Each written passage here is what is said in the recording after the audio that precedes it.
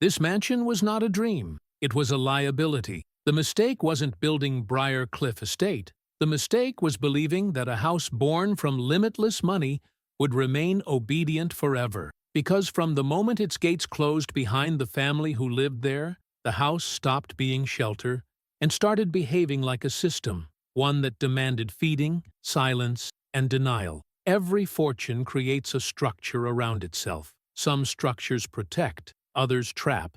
Briarcliff belonged to the second kind. There was nothing obviously wrong at first. No fire, no crime scene, no single night where everything collapsed. That's what made it dangerous. The cost didn't arrive loudly. It accumulated. It waited. And by the time anyone realized the mansion was no longer serving its owners, it was already too large, too embedded, too expensive to escape. The question isn't why Briarcliff was built. The real question is why no one noticed when it became impossible to leave. Because a mansion like this doesn't just consume money, it consumes attention, time, decision. It alters behavior. It forces people to live according to its needs. Rooms must be filled. Staff must be paid. Grounds must be maintained. Appearances must be preserved. And slowly, without announcement, the house becomes the priority, not the family inside it. But here's the unsettling part. This transformation didn't happen when the walls were finished. It happened much earlier, when the rules of wealth were quietly rewritten around the people who would inherit it. At some point, Briarcliff stopped being an expression of success and became an instrument of expectation. The house wasn't asking to be admired. It was demanding to be justified, and justification is expensive. Not in the way numbers appear on a ledger, but in the way choices begin to narrow. When every solution must match the scale of the mansion, simple exits disappear.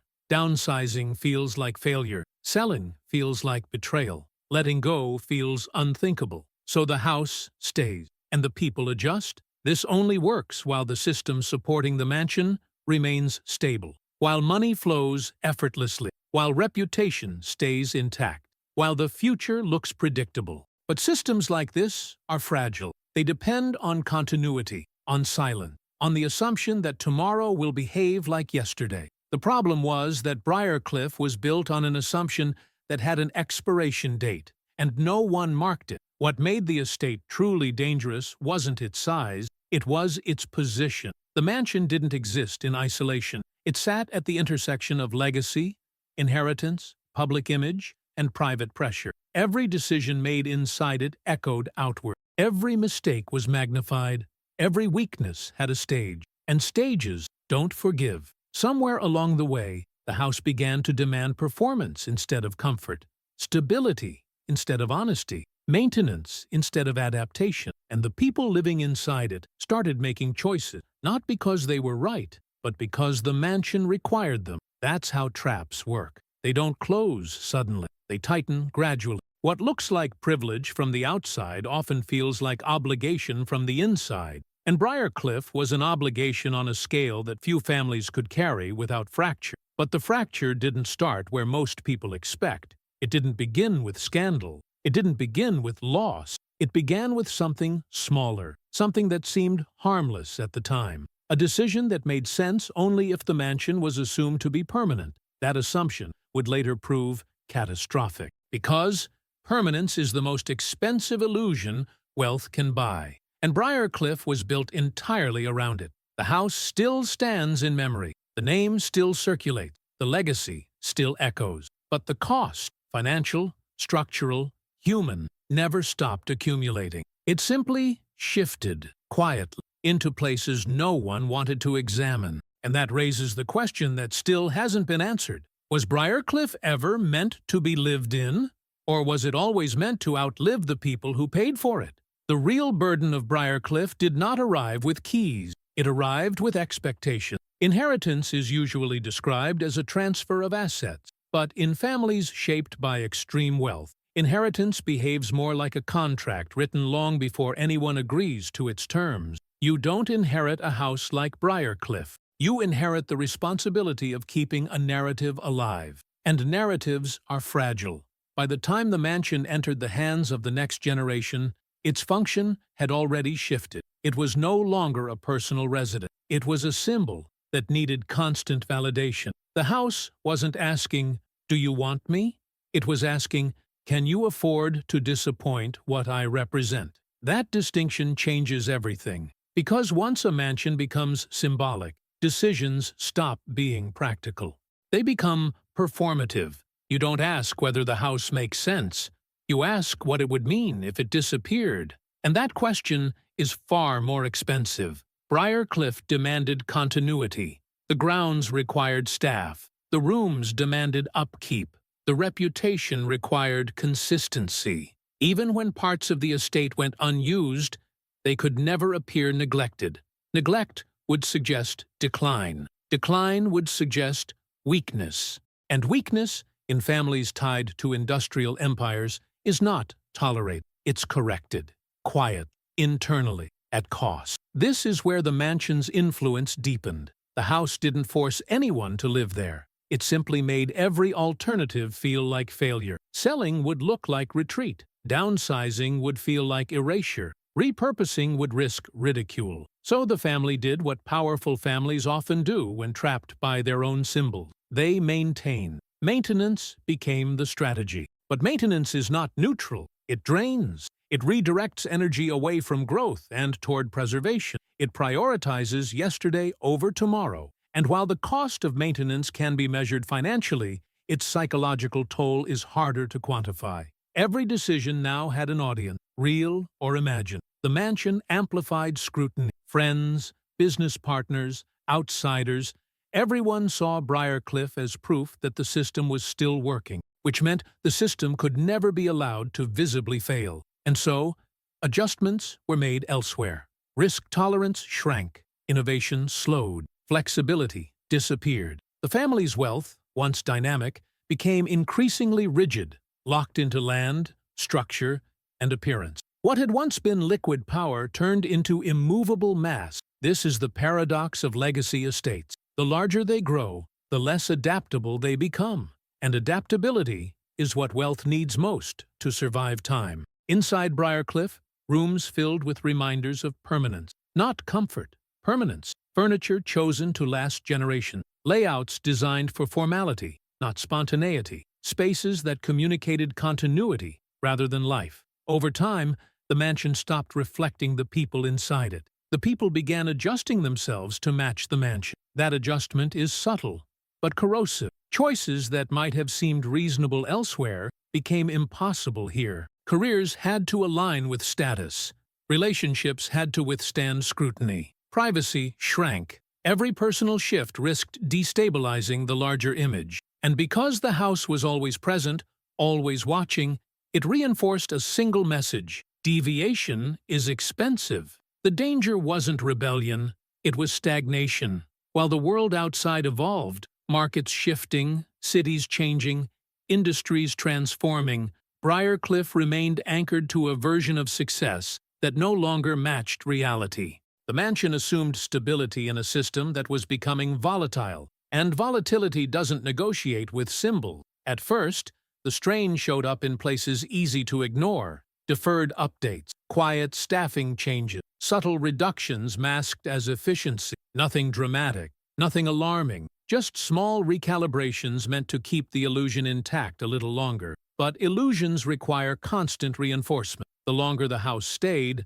the more it dictated behavior. And the more behavior adjusted, the harder it became to imagine life without it. Briarcliff wasn't just owned, it was internalized. That's when the true risk emerged. Not financial, but structural. Because once a family's identity fuses with a single physical asset, any threat to that asset becomes existential. The mansion no longer represents wealth. It becomes proof of legitimacy. And legitimacy, once questioned, is difficult to restore. The house had quietly shifted the stakes. What began as inheritance had turned into obligation. What looked like privilege had become constraint. And what was meant to preserve legacy was slowly narrowing the future. But the most dangerous part was this. None of this felt urgent. There was no crisis yet. No headline. No moment demanding action. Just a growing mismatch between the scale of the house and the flexibility of the people maintaining it. And mismatches don't announce themselves. They compound. The system still functioned. The gates still closed. The name still carried weight. But underneath, pressure was building. Economic, social, psychological, and pressure, when contained too long, doesn't release gently. It ruptures. The question was no longer whether Briarcliff could be sustained. It was how much would be lost before anyone admitted it couldn't. And by the time that question became unavoidable, the mansion had already ensured that the cost of leaving would feel higher than the cost of staying. That illusion would not last. The problem with Briarcliff wasn't decay, it was rigidity. Decay can be repaired. Rigidity cannot. For years, the estate survived not because it made sense, but because the system around it absorbed the shock.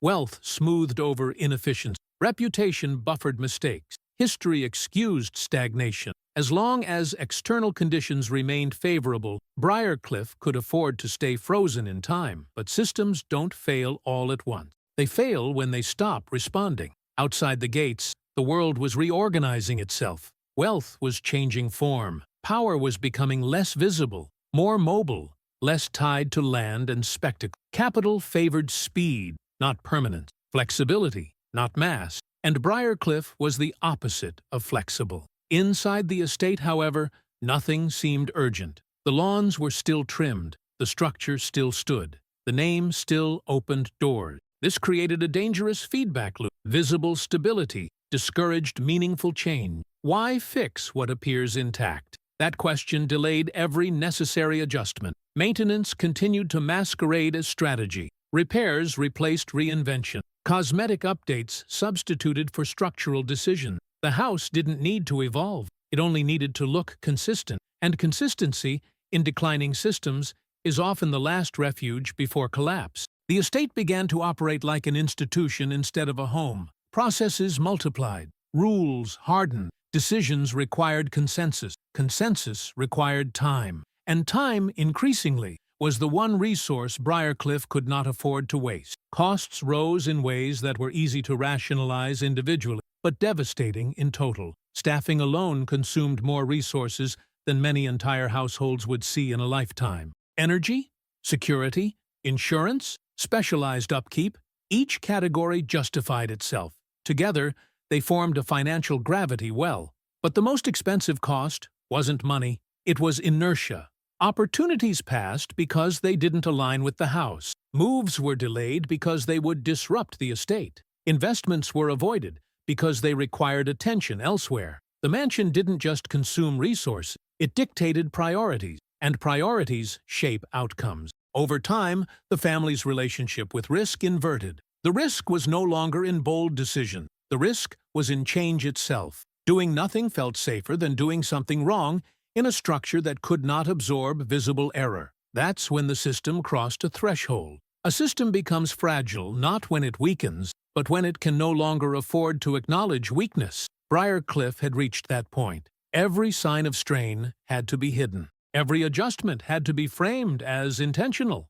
The narrative mattered more than the reality. And narratives, once detached from reality, require constant reinforcement. The mansion demanded proof that it was still justified. Proof took the form of events, appearances, continuity. The house had to be seen as active, relevant, enduring. This performance added another layer of cost: social, emotional, logistical. People don't live in places like Briarcliff quietly. They live under observation. That observation shaped behavior. It encouraged caution. It discouraged vulnerability. Problems were managed internally, quietly, until they couldn't be, and by then, options were limited. At a certain scale, selling is not a transaction. It's a signal of retreat, of loss, of something gone wrong. Briarcliff had grown too symbolic to exit cleanly. The market didn't just see a property, it saw a story. And stories influence price,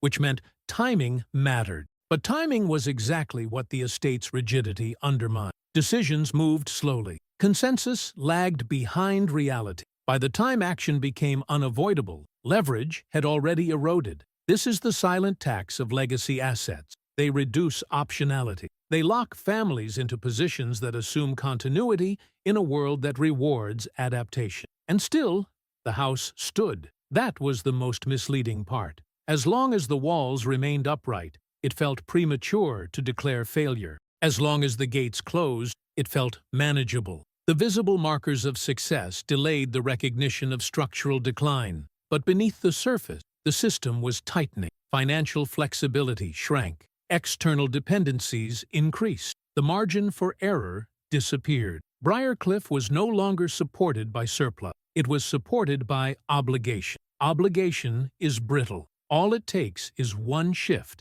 economic, social, reputational, for obligation to snap. And when it does, the scale of what has been preserved becomes the scale of what must now be unwound. Unwinding a structure like Briarcliff is not a reversal. It's a dismantling, and dismantling reveals what maintenance hides. The estate had reached a point where every additional year of preservation increased the eventual cost of exit, not just financially, but psychologically. The longer it remained, the more it defined identity. The more it defined identity, the harder it became to imagine life without it. That is how buildings outgrow their builder. Briarcliff was no longer being sustained by choice. It was being sustained by fear of what its absence would mean. And fear is not a stable foundation. The system hadn't collapsed yet, but it had stopped adapting. And systems that stop adapting don't need an external enemy. Time alone is enough. Control was never explicit at Briarcliff. It was implied. No one announced rules. No one issued ultimatums. The mansion didn't need to. Its scale did the work quietly. When a place becomes large enough, behavior reorganizes itself around it. People anticipate its needs. They self-correct. They avoid friction. Over time, what looks like freedom is actually accommodation. That's how Briarcliff maintained order without force. The estate created the impression that everything was being managed, that nothing was out of hand, that whatever pressure existed could be absorbed, redirected, delayed. From the outside, this looked like mastery. From the inside, it felt like constant vigilance, because control at this scale is never stable. It must be rehearsed daily. Every event held on the ground, every visitor welcomed past the gates, every public association tied to the house became part of a performance meant to signal continuity. The mansion wasn't just being lived in, it was being curated. And curation requires omission. Certain conversations didn't happen here. Certain possibilities weren't explored. Certain futures were quietly ruled out because they didn't fit the setting. The house wasn't hostile to change. It simply made change inconvenient enough to be avoided. That avoidance accumulated. Decisions deferred for comfort don't disappear. They stack. And eventually, the weight of everything postponed becomes heavier than the cost of confronting it. Briarcliff was approaching that point, but control delayed the reckoning. This is the danger of large systems that appear calm. They teach you to trust appearances. Inside the mansion, problems were solved by containment. If something didn't align with the image, it was moved out of sight. If a cost increased, it was redistributed. If tension arose, it was softened with formality. The structure rewarded surface-level resolution, not root-level change. And surface-level resolution always expired. The illusion of control was strongest precisely because nothing had gone visibly wrong yet. No dramatic collapse forced honesty. No external crisis demanded restructuring. The system had time, just enough to convince itself it was still in charge. But time is deceptive. It feels abundant right before it isn't. Briarcliff had become a place where effort went into sustaining equilibrium, not building resilience. Those two things look similar until conditions shift. Equilibrium depends on stability. Resilience depends on flexibility. The mansion had optimized for the first and neglected the second. That neglect wasn't accidental. Flexibility would have required sacrifice. It would have required acknowledging that the house no longer matched the realities around it, and that acknowledgement would have carried reputational cost. Reputation, by this point, mattered more than efficiency. So the estate continued to operate as if its foundations were immune to change, as if the system that produced it would remain intact indefinitely,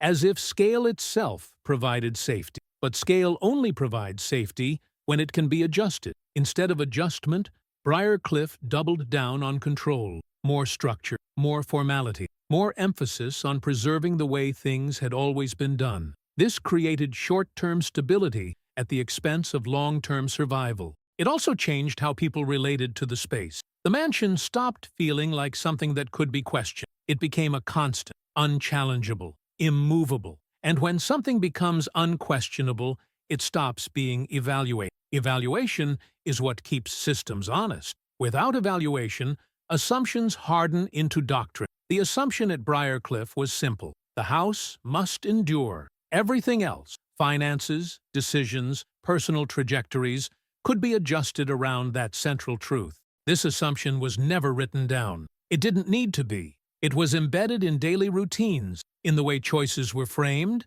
in what was considered possible. But assumptions are only safe as long as the environment supports them. Outside the gates, pressures were mounting, not dramatically, not visibly, but consistently. Markets shifted, costs rebalanced, cultural expectations evolved. What once signaled permanence began to signal inflexibility. The mansion's greatest strength, its visibility, was becoming a liability. Visibility attracts attention.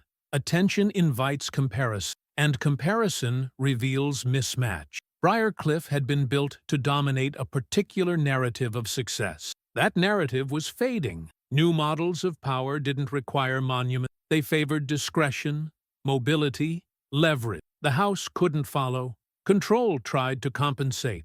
Appearances were refined. The narrative was adjusted. The message emphasized tradition, heritage, endurance. But messaging can't change structure. And structure was the problem. The estate was controlling outcomes that no longer mattered, while losing control over the ones that did. Financial flexibility eroded. Strategic options narrowed. Emotional investment deepened. Each attempt to preserve control increased dependence on the very system that was becoming unstable. That's the paradox. Control creates the conditions for loss of control. By the time anyone considered that the mansion itself might be the risk, the idea felt radical, unthinkable. The house had become too central to identity, too embedded in history, too intertwined with meaning. Questioning it felt like questioning everything. So the illusion held until it didn't. Because control can delay consequences, but it can't eliminate. It can only ensure that when they arrive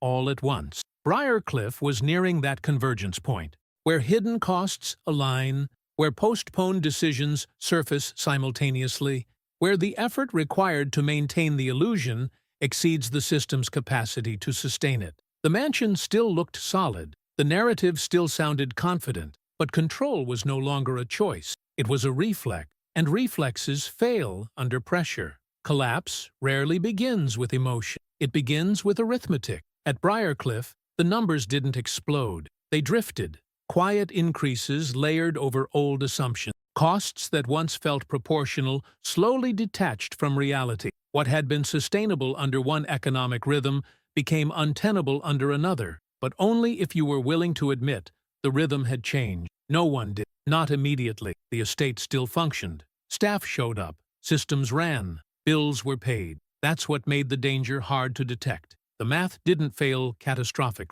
It failed structurally. The ratio between effort and return inverted, and no one wanted to name it. Every large estate depends on surplus. Surplus absorbs inefficiency. Surplus forgives mistakes. Briarcliff had been built in an era when surplus felt permanent. But permanence is not a financial strategy. It's a belief, and beliefs don't balance accounts. Maintenance costs rose faster than flexibility. Capital tied to land and structure became increasingly illiquid. What once functioned as stored power now behaved like stored obligation. The mansion demanded constant input without producing leverage in return. This is where scale turns predatory. A property like Briarcliff cannot be partially sustained. You don't turn off half a roof. You don't downsize grounds without consequences. Every reduction risks signaling decline, and decline has a price far beyond maintenance. So spending continued, not because it was efficient,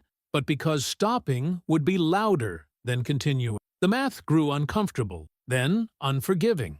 At a certain point, The estate stopped competing with external investments and started consuming. Resources that could have generated future resilience were redirected into preserving past decisions. This wasn't mismanagement, it was path-dependent. Once a system commits to a trajectory, deviation becomes costly. Briarcliff was deep into that trajectory. The house no longer justified itself economically, it justified itself symbolically. And symbols don't care about cash flow. They care about continuity, about narrative integrity, about avoiding visible rupture. But behind the narrative, something shifted. Financial buffers thinned, options narrowed, timing became critical. Decisions that could have been made gradually now required precision. One misstep would expose how fragile the equilibrium had become. This is when pressure changes behavior. Short-term solutions replaced long-term planning. Temporary fixes stood in for structural change.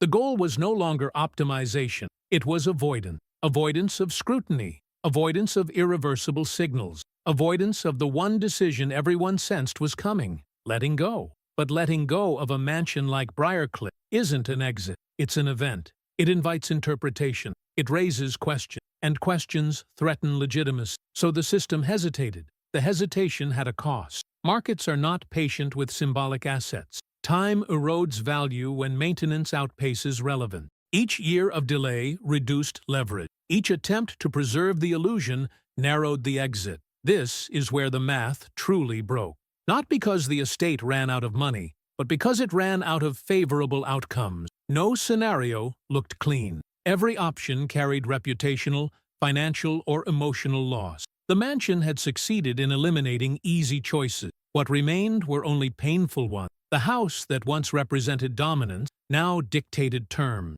It forced trade-offs. It demanded sacrifice, and it did so without offering proportional return. That's when ownership flips. The asset begins to own the owner. Briarcliff crossed that line quietly. The moment the math broke wasn't announced. It was felt, in tension, in constraint, in the realization that maintaining the estate required increasingly disproportionate effort for increasingly diminishing justification. The system had preserved itself too long. When reality finally asserted itself, it did so without negotiation. External conditions didn't wait for emotional readiness. Costs didn't pause for narrative alignment. The environment had moved on, and Briarcliff, immovable by design, couldn't follow. At this stage, even correct decisions felt wrong. Acting early would have looked drastic. Acting late looked desperate. The house had engineered a trap where timing punished everyone. This is the final irony of legacy mansions. The longer they succeed, the more catastrophic their correction becomes. Briarcliff wasn't failing because it lacked resources. It was failing because it lacked adaptability. The math didn't collapse in a single moment. It collapsed in meaning. Numbers no longer justified the effort required to sustain them. The equation stopped making sense. And once math loses meaning, belief follows. The mansion that once anchored identity now destabilized it. What had been proof of endurance became evidence of misalignment. The cost of keeping Briarcliff exceeded the cost of losing it, but only if loss was redefined. That redefinition was inevitable. What came next was not decline. It was reckoning. And reckoning doesn't negotiate with legacy. When Briarcliff finally loosened its grip, it didn't do so dramatically.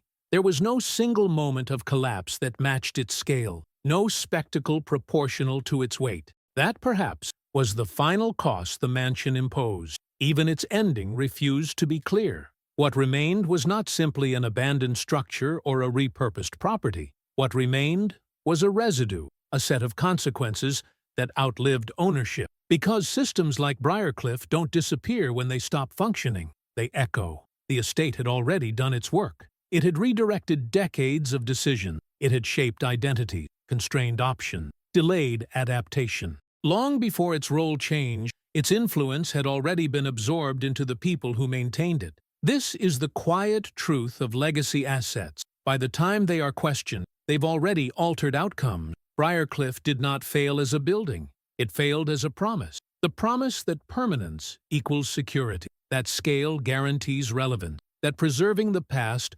automatically safeguards the future. None of those assumptions survived contact with time. Once the mansion's role shifted, the story surrounding it fractured. What had been framed as endurance was reinterpreted as inertia. What had been continuity became resistance, and what had once symbolized power now symbolized misalignment. That reinterpretation was unavoidable, meaning always follows outcomes. The estate still existed in memory, in maps, in reference, but its symbolic weight changed. It was no longer evidence of success. It was a case study in cost. A reminder that not all wealth compounds. Some of it hardens, and hardened wealth cracks. The real legacy of Briarcliff wasn't architectural, it was instructional. It demonstrated how systems built to project strength can quietly undermine resilience, how visibility can trap instead of protect, how identity, when anchored too tightly to a single structure, becomes vulnerable to that structure's fate. Nothing about this was malicious. That's what makes it uncomfortable. The mansion wasn't the result of greed alone, or arrogance, or negligence. It was the product of incentives that made sense at the time, and assumptions that were never re-examined. But time punishes unexamined assumptions. Briarcliff asked for loyalty long after loyalty stopped making sense. It demanded maintenance when reinvention was needed. It rewarded preservation while penalizing adaptation. And in doing so, it inverted the relationship between asset and owner. By the end, the house was no longer supporting a legacy. The legacy was supporting the house. That inversion is subtle. It rarely announces itself. But once it happens, recovery becomes difficult. Because letting go feels like erasure instead of recalibration. And erasure is emotionally expensive, so the system held on longer than it should have. The cost of that delay wasn't just financial, it was temporal. Years spent preserving an outdated equilibrium are years not spent building a new one. Opportunity doesn't wait for symbolism to resolve itself. When Briarcliff ceased to dominate daily life, it didn't free space immediately. It left a vacuum, a gap where certainty used to be. That gap forced a reckoning, not with the house, but with everything that had been arranged around it. What choices were deferred? What paths were narrowed? What futures were assumed but never tested? Those questions linger longer than any building. The mansion still appears in conversations about power, wealth, and heritage, but now it carries a different tone, less admiration, more caution. It stands as evidence that scale can outgrow purpose, and that systems designed for permanence must still earn their place in changing environments. Briarcliff's story doesn't end with abandonment or transformation. It ends with reinterpretation, with the realization that what once looked like stability was actually rigidity disguised as tradition. The house didn't ruin anyone. It didn't need to. It simply outlasted the conditions that justified it and refused to adapt. That is the quiet danger of monuments built from success. They assume the world will remain compatible. When it doesn't, they don't fall. They persist, and persistence, without alignment, becomes a burden. The estate's walls may still stand in memory. The name may still circulate, but the lesson is already complete. Power that cannot move becomes weight. Wealth that cannot adapt becomes obligation. And legacies that refuse to change don't endure. They delay the inevitable. Briarcliff was never just a mansion. It was a decision made permanent. And permanence, as it turned out, was the most expensive choice of all.